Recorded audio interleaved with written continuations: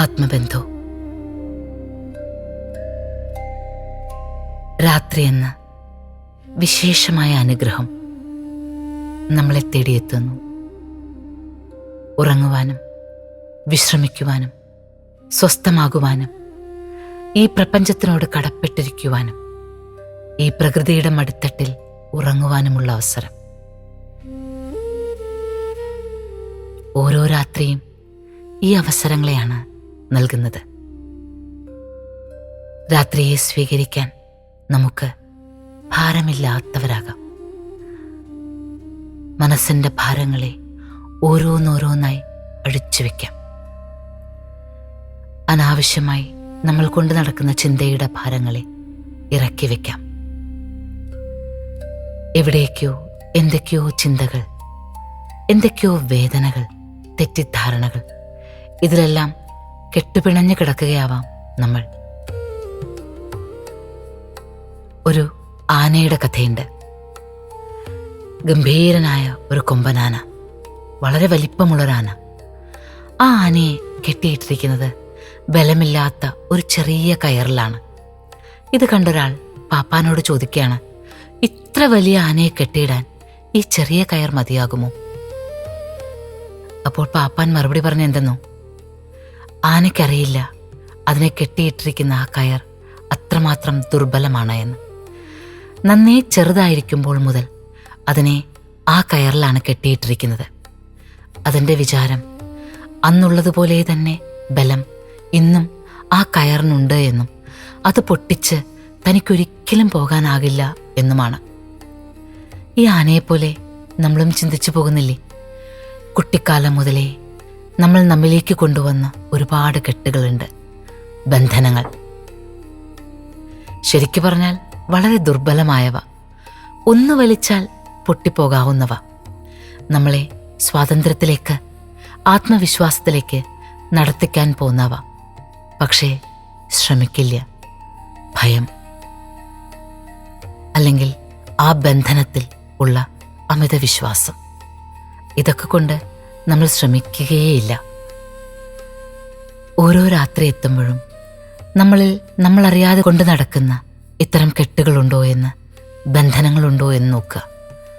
ദുർബലമായ ആ ചരടുകളെ അഴിച്ചുവിടുക. സ്വതന്ത്രരാവുക. സ്വതന്ത്രമായ ചിന്ത ജീവിതത്തിന് പ്രത്യേകമായൊരു അനുഭൂതി നൽകും. ഒരു കെട്ടുപാടുകളിലും പെടാതിരിക്കുക. ബന്ധനങ്ങൾ ഇല്ലാതിരിക്കുക. നമ്മൾ അറിഞ്ഞത്, നമ്മൾ നേടിയെടുത്തത് ഒന്നും നമുക്ക് ബന്ധനമാകാതിരിക്കട്ടെ. ഞാൻ എന്ന ചിന്തയും ബന്ധനമാകാതിരിക്കട്ടെ. പുറത്തേക്കെടുക്കുന്ന ഈ ശ്വാസമുണ്ടല്ലോ, ഈ ശ്വാസം പോലും നമുക്ക് കെട്ടിപ്പിടിച്ചു വെക്കാൻ പറ്റില്ല. അത് പുറത്തേക്ക് വിട്ടാലേ മതിയാകൂ. അതാണ് ജീവിതം. എടുക്കുന്ന ശ്വാസം പുറത്തേക്ക് വിടാതിരുന്നാൽ ഈ ജീവിതമില്ലല്ലോ. അതുപോലെയാണ് ചേർത്തെടുക്കുന്നത്, അകത്തേക്കെടുക്കുന്നത്, ചേർത്ത് വെക്കുന്നത് ഒക്കെയും വിട്ടുകൊടുക്കേണ്ടത് കൂടിയാണ് എന്നറിയുക. വിട്ടുകൊടുത്തേക്കുക. ഉള്ളിലേക്കെടുക്കേണ്ടത് എടുക്കുക. ദുർബലമായ ആ ബന്ധനങ്ങളെ ഇല്ലാതെയാക്കുന്നത് പോലെ തന്നെ നമ്മുടെ ഉള്ളിലെ ഓരോ കെട്ടുപാടുകളും എത്ര ബലമുള്ളതാണ് എന്ന് നമ്മൾ ആലോചിച്ചാലും നമുക്ക് ശക്തി വർദ്ധിക്കുകയാണ് എങ്കിൽ ആ കെട്ടുകൾ ദുർബലമായി തീരുക തന്നെ ചെയ്യും. അതിനാൽ മനസ്സിൻ്റെ ശക്തിയെ വർദ്ധിപ്പിക്കുവാൻ സ്വസ്ഥരാവുകയാണ് ആദ്യം വേണ്ടത്. ഓരോ തവണ ശ്വാസം ഉള്ളിലേക്കെടുക്കുമ്പോഴും നമ്മിൽ നിന്ന് ഈ കെട്ടുപാടുകൾ അഴിഞ്ഞഴിഞ്ഞു പോവുക മാത്രമല്ല, നമുക്ക് ആന്തരികമായി ഒരു ശക്തി ഉണ്ടാകുന്നു എന്നുകൂടി മനസ്സിലാക്കുക. ചിന്തയുടെ ഭാരങ്ങളെ, തോന്നലുകളുടെ ഭാരങ്ങളെ, ഒരു ദിവസത്തിൻ്റെ ഭാരത്തെ കൊണ്ട് നടക്കാതിരിക്കുക. കഴിഞ്ഞുപോയ നിമിഷങ്ങൾ കഴിഞ്ഞു പോയത് തന്നെയാണ്. ആ നിമിഷങ്ങളിൽ നമ്മൾ എന്താണോ പ്രവർത്തിക്കേണ്ടത് അത് തന്നെയാണ് പ്രവർത്തിച്ചത്. അതിൽ തെറ്റുപറ്റിയിട്ടുണ്ടെങ്കിൽ നാളെ തിരുത്താം. ശരിയായില്ല എന്ന് തോന്നുന്നുവെങ്കിൽ നാളെ ശരിയാക്കാം. ഇനി അത് വീണ്ടും വീണ്ടും ചിന്തിക്കേണ്ട. ഇന്ന് ചെയ്യാനായില്ലല്ലോ, ചെയ്യാൻ സാധിച്ചില്ലല്ലോ എന്നുള്ള ചിന്തയൊന്നും വേണ്ട. കാരണം കഴിഞ്ഞുപോയത് കഴിഞ്ഞുപോയതാണ്. അതിൻ്റെ കെട്ടുപാടുകളിൽ പെടാതിരിക്കുക. ഒരു കഥ കൂടി പറയാം. ഒരു സന്യാസിയും ശിഷ്യനും കൂടി ഒരു യാത്ര പോവുകയാണ്. ബ്രഹ്മചാരികളാണ് ഇരുവരും. സ്ത്രീകളെ സ്പർശിക്കുവാനോ സ്ത്രീകളുമായി ഇടപെടാനോ പാടില്ല എന്ന് അവരുടെ മഠത്തിൽ നിയമവുമുണ്ട്. ഇവർ യാത്ര ചെയ്യുന്ന സമയത്ത് നിറഞ്ഞൊഴുകുന്ന ഒരു പുഴയുടെ തീരത്തെത്തുകയും ആ പുഴയിൽപ്പെട്ട് പ്രാണരക്ഷാർത്ഥം നിലവിളിക്കുന്ന ഒരു സ്ത്രീയെ കണ്ടുകൊണ്ട് ഗുരു പുഴയിലേക്ക് ചാടി ആ സ്ത്രീയെ രക്ഷിക്കുകയും ചെയ്തു. തൻ്റെ ചുമലിൽ ചുമന്നെടുത്തുകൊണ്ടുവന്ന സ്ത്രീയെ കൈകളിൽ ചേർത്ത് പിടിച്ച് നെഞ്ചോട് ചേർത്തടുക്കി പിടിച്ച് മണ്ണിലേക്ക് കിടത്തുകയും രക്ഷിക്കുകയും ചെയ്തു ഗുരു. ഇതെല്ലാം കണ്ടു നിന്ന ശിഷ്യന് ഈ പ്രവൃത്തി ഒട്ടും ന്യായീകരിക്കാനായില്ല.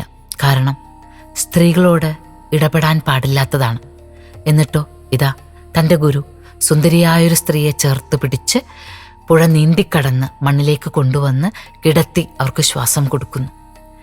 ഈ ചിന്ത ശിഷ്യന്റെ മനസ്സിൽ അലോസരപ്പെടുത്തിക്കൊണ്ടേയിരുന്നു. മെല്ലെ മെല്ലെ ഗുരുവിനോടുള്ള ബഹുമാനം കുറഞ്ഞു. പെരുമാറ്റങ്ങളിലെല്ലാം ഈ ചിന്ത സ്വാധീനം ചെലുത്തി.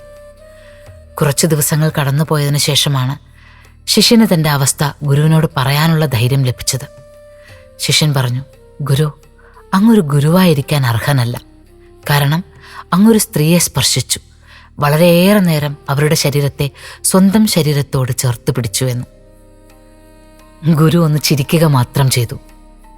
നോക്കൂ, ഞാൻ രക്ഷിച്ചത് ഒരു സ്ത്രീയെ അല്ല, ഒരു ജീവനെയാണ്. ആ പുഴയിൽ അന്നേരം ആ സ്ത്രീയെ രക്ഷിക്കുക എന്നുള്ളത് എൻ്റെ കർമ്മമാണ്. അവിടെ ഒരു ശരീരത്തെയോ മനസ്സിനെയോ അല്ല, ആത്മാവിനെയും ജീവനെയും മാത്രമാണ് ഞാൻ കണ്ടത്. അപ്പോൾ തന്നെ പുഴയിലേക്ക് ഞാൻ ചെന്നു. ആത്മാവിനെയും ജീവനെയും മാത്രമാണ് ഞാൻ കണ്ടത്. അതിനെ രക്ഷിക്കുക എന്നുള്ളത് എന്നിൽ നിക്ഷിപ്തമായിരിക്കുന്ന നിയോഗമാണ്. ഞാനത് ചെയ്തു. സ്ത്രീയെ രക്ഷിച്ചു. അപ്പോൾ തന്നെ ആ ചിന്തയിൽ നിന്നും ആ കർമ്മത്തിൽ നിന്നും അടുത്ത നിമിഷത്തിലേക്ക് ഞാൻ കടക്കുകയും ചെയ്തു. പക്ഷേ നീയോ മനസ്സിൽ ഈ കഴിഞ്ഞ ദിവസങ്ങൾ അത്രയും ആ സ്ത്രീയെ, അവളുടെ ശരീരത്തെ, അവളുടെ സൗന്ദര്യത്തെ ചുമക്കുകയായിരുന്നില്ലേ? അപ്പോൾ നീയാണോ ഞാനാണോ അയോഗ്യൻ? ഓർത്തു നോക്കുക, ഈ രാത്രിയിൽ ഇത്തരം എന്തെങ്കിലും ഭാരങ്ങൾ നമ്മൾ ചുമക്കുന്നുണ്ടോ? ഉണ്ടെങ്കിൽ ആ ഭാരത്തെ ഇറക്കി വയ്ക്കൂ. സ്വസ്ഥരാകൂ. ആത്മബന്ധു. ശുഭരാത്രി.